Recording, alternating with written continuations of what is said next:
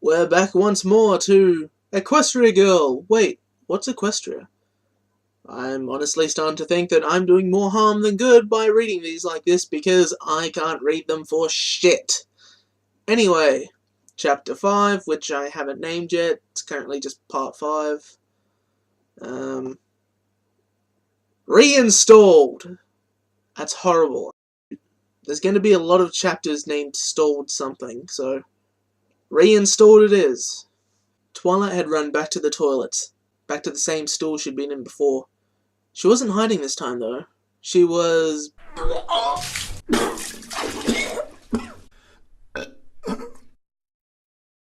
She held herself up with one hand and kept most of her hair out of the way with the other.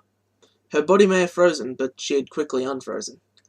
Needless to say, she wished she hadn't with the effects all this stress had caused. Twilight hadn't eaten all day, so she was only throwing up stomach acid. Her throat and nose burned, but at least it didn't stink like bad lunch. She flushed for the third time, thinking it was over.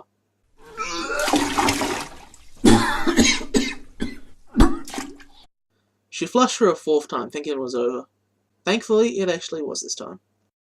Wiping the yellowish clear bile off of her chin, she spat and blew her nose into the toilet.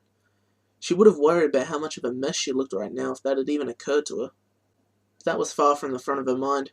She just humiliated herself in front of nearly 1,000 people, and... oh god, just thinking about it made her want to vomit again. Grabbing some loo roll, much more than she needed, she wiped her face, removing spittle and tears alike. She wasn't sure if the tears were from what had just happened or just part of throwing up. Likely both. It didn't help that every time she sniffled, her nose burnt like a chili had been shoved off it. She blew her nose again into the paper in a vain attempt to get the burniness out. She flushed the paper down and just stayed there, on her knees, bent over the toilet with her head still slightly in the bowl. 5, maybe 10 minutes before she heard the door outside the stall open as someone walked in. A moment later there was a knock on the door.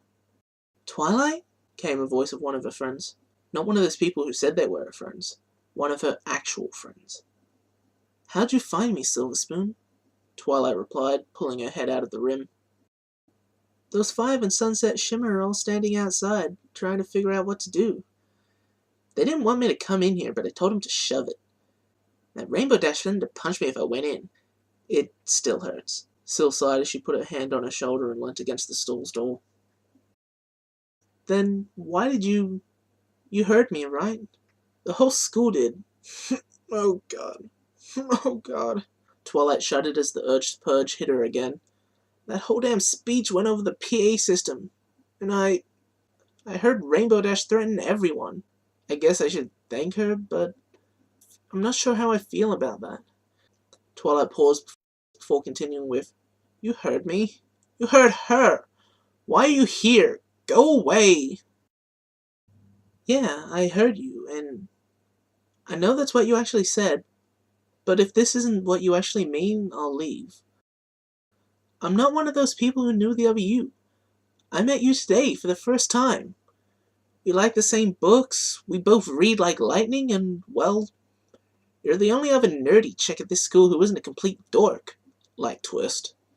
I was hoping that we were friends, and if we are, then I'm here to try and help out a friend." Twilight didn't reply. Sil was right. She'd been so focused on all the bad stuff today that... No, don't use that cliche. There was a ton of bad stuff, and focusing on it was completely justifiable. But still, some good stuff had come out of it, at least. "Look, Sil, you can help me if you want. You said those other girls are outside. Can you get rid of them for me?" "Already did. Diamond Tiara's bodyguard chased them off. School finished nearly half an hour ago, so everyone else is gone too. Only person out there is maybe Diamond Tiara," Sil said as she knocked on the door once more. "So, you want to come out here or what?" Sil almost fell as the door opened.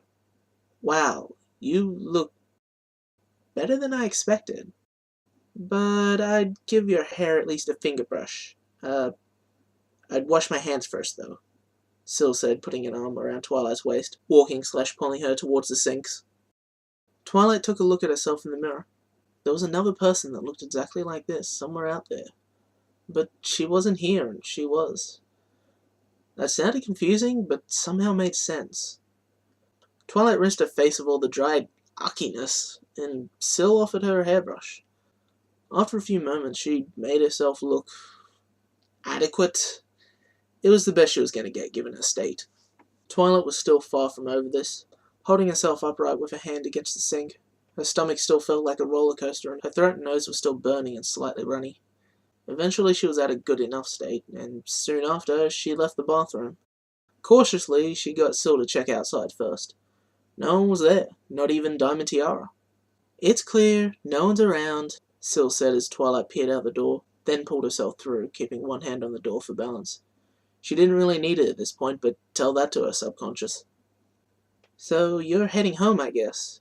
You need a ride?" Syl said, pulling out her phone. "I can get Dai's chauffeur to—" "I'm heading to the principal's office. I'm transferring out of this school," Twilight said as she started walking off. She then turned around and took a few steps back to Syl. Which way is it?" "Follow me," Syl giggled as she led her friend off. It wasn't that far from the toilets, probably another reason so few people use these ones. 30 seconds walk at most. So, roughly 30 seconds later, they were there. Syl had laughed at first, but in the slightly awkward silence she had a moment to think about what Twilight had actually said. "So, you're defiantly leaving?" "I am, but I'm not doing it defiantly. I'm not trying to spite you or anything, I'm just—" Syl laughed again. "I mean definitely. I just say defiantly. It started as a bad joke. I kinda started actually saying it, like lol or swag. I used to say them ironically. Now I actually say it," she said with an undeniable tinge of shame in her voice. "But do you really have to leave? I'm sure the worst is over." "Are you trying to say you'll miss me?" Twilight said, him both saying it for her and asked if that's what she actually meant. "Kinda, sorta, yeah. We can stay in touch. I have your number. I'll call you, maybe." "Will you?" Syl stated more than asked. "Kinda, sorta, probably not," Twilight sighed. It seemed mean to abandon a friend like this, but they'd only just met today. In a way, Silver Spoon actually seemed more clingy than thoughtful. "Look, Syl, I can't stay here. I just can't, okay? I'm sorry if you think we're friends, but we only just met. I will try and call you, but I just don't want to be here, and I don't want you trying to guilt-trip me into staying." "Relax, I get it." "You do?" "Of course, we only just met today. I'll miss you, but I'll probably forget you in a week or two." "No offense," Syl said casually, and it didn't offend Twilight. In fact, it cheered her up dramatically. That's exactly what she wanted to be. A forgettable face in a crowd that didn't stand out, but if she really wanted to, she had friends that would be there for her. "Huh, none taken," she said as she put her hand out to shake it. "I'll see you around maybe, I guess." Syl put her hand out in turn, but instead grabbed Twilight's hand, moved it to the side, and said, "No hands."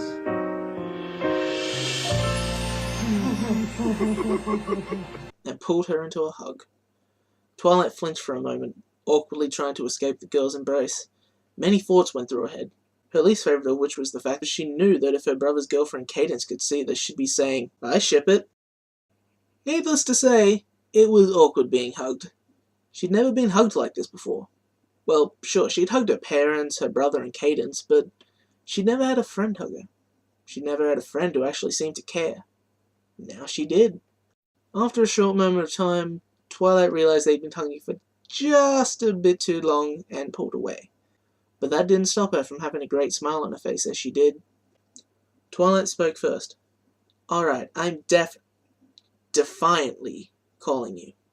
Not because of that or anything," she said, blushing. "Just, we both read, and you're kinda nerdy like me, and yeah." Okay, this seriously started to seem like flirting. That was broken fast enough, though. "Hey, don't call me a nerd," Syl said, but she wasn't offended, just making a little scene. "I guess it's better than Valley Girl. Or whore." "I'm fine with nerd," she laughed. "So, You'll call me sometime, and I'll get your number from... Speaking of... Speaking of what? Twilight asked from the sudden interruption. Syl reached into her pocket and pulled out a phone. It's Di. Oh crap, she said, flipping her wrist and looking at her watch. Remember that chauffeur I mentioned? Twilight nodded. Well, he's leaving in 5 minutes, with or without me. Well, you better hurry then. Yeah, I'll see you. And call me, okay? Syl said before adding, please? Yeah, I'll call you. I promise. She said with a smile that was returned by Syl briefly before she ran off to the front of the school, which proved exactly how little Twilight knew about the school. It seemed she would have guessed that was the way to the back of the school. But Syl had been right. Twilight had focused on all the bad stuff and ignored the good stuff about this new school. She'd made a new friend, and despite how much, or how little rather, history showed her hanging out with her old friends, this seemed different. Syl was someone she could relate to and actually seemed to care. Not just a friend of necessity from being in the same homeroom or keeping in touch from when they met as kids. She may have been Twilight's first true friend. Yeah, today had been a good day. And that was Chapter 5. Now, before things go any further, I would like to state that Silver Spoon being nice is, quote, out of character. No, it's not. She's acting nice to a friend. Like she would to Silver Spoon. No, like she would to Diamond Tiara if she was upset about something. Now, with that said, Silver Spoon is still a jerk. She likes to have fun at other people's expense, but that doesn't necessarily mean that she's an absolute bitch all the time, does it? So, yeah, keep that in mind. She's nice to Twilight, but she's not necessarily going to be nice to everyone, is she? I also had more detail in the throw-uppy scene, but it kinda got a little gross with the words, on her knees in the toilet and face covered in multiple bodily fluids. Yeah, it kind of put the wrong image into my head. And into her head, if you know what I mean. Oh, shut up. Lastly, there is the deleted scene, which was deleted because it was far too reference heavy. You either get the reference or you don't, and I didn't want to have like 3 paragraphs dedicated to that. Anyway, I'm not going to read it, but it's in the patch notes. Did I say patch notes? Fuck it, I said patch notes. It's in the patch notes of the proper story on FimFix. Go read it. I love Scrubs.